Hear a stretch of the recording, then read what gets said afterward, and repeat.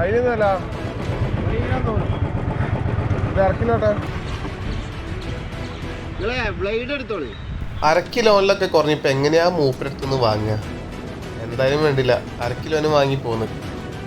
ഒന്നെങ്കിൽ അയില മുഴുവൻ മീൻ പിടിച്ച് തീർക്കും, അല്ലെങ്കിൽ മീനിന് തിന്നാൻ കൊടുത്ത് തീർക്കും. എന്നാലും ബാക്കിയുണ്ടെങ്കിൽ ബാക്കി പൊരിച്ച് തിന്നിട്ടെങ്കിലും തീർക്കാം. ആ ഒരു ലെവലിലാട്ടാ നമ്മൾ 1/2 കിലോ അയിലയും കൊണ്ട് വന്നേക്കണേ.